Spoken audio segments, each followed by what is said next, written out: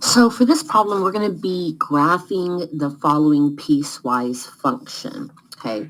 So we're given two functions here, negative x plus 3 when x is less than 2, and then 2x minus 3 when x is greater than or equal to 2.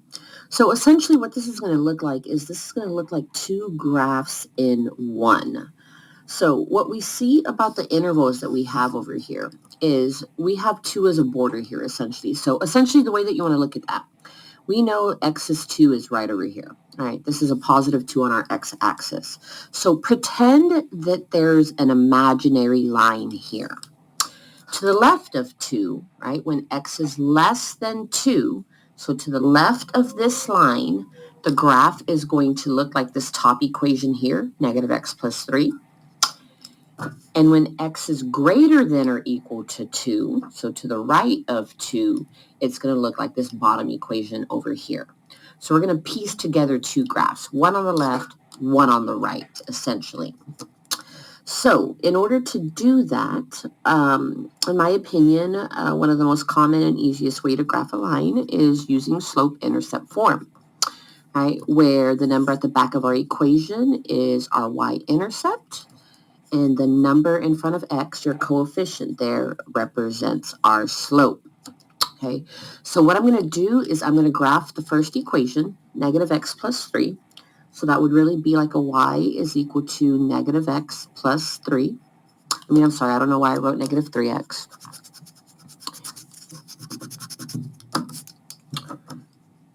So our equation would be y is equal to negative x plus 3. So in this instance, that means our y-intercept is a positive 3. And we have a slope of a negative 1. Remember, if there's not a number there, it's understood to be 1, so that is really a negative 1 slope. We like slope to be written as a fraction, so that would really be negative 1 over 1. Keep in mind that negative slope goes this direction, right? So if you're walking, if you picture yourself walking on this line, if you're going downstairs, downhill, that is a negative slope. Positive slope, you would be climbing, right? So in order to graph this, what I'm going to do is I'm going to graph this like I normally would. Our y-intercept is a positive 3, so we go up 3. I'm going to put a light point over here. And we have a negative 1 slope. So what that looks like, up 1, over 1 in the negative direction. Up 1, over 1 in the negative direction. Or down 1, over 1, down 1, over 1, down 1, over 1. And I'm going to keep doing this until I go ahead and I fill up my graph. Now, I'm not going to draw the line yet. This is where we need to go back and look at our stipulations. This says that we only want this line when x is less than 2. All right, so that means to the left of this line. Remember our imaginary line here at a positive 2? We only want everything less than 2, so that's everything to this side over here. To the left of it is where we want this graph to be drawn. Also pay attention to your inequality symbols and keep in mind that if you have the less than or greater than symbol, you have an open dot when you graph. If you have the less than or equal to or greater than or equal to symbols, you have a solid dot when you plot your points there.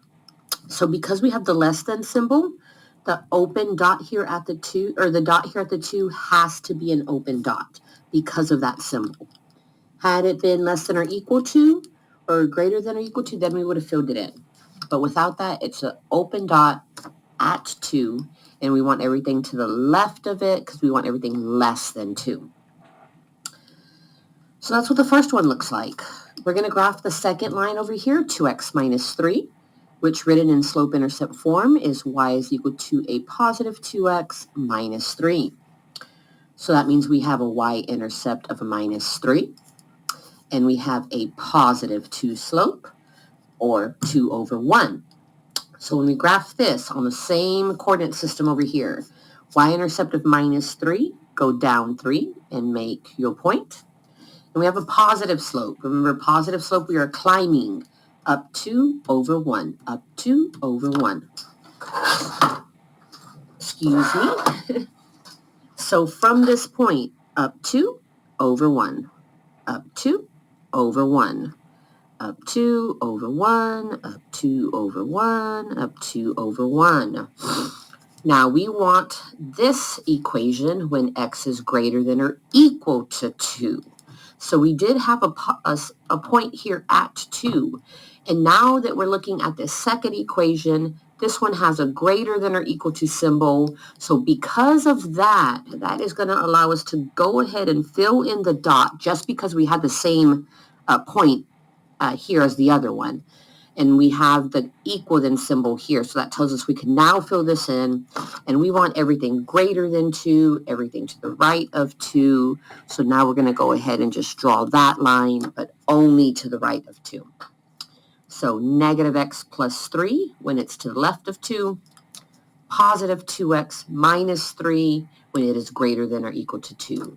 That is how you graph this piecewise function.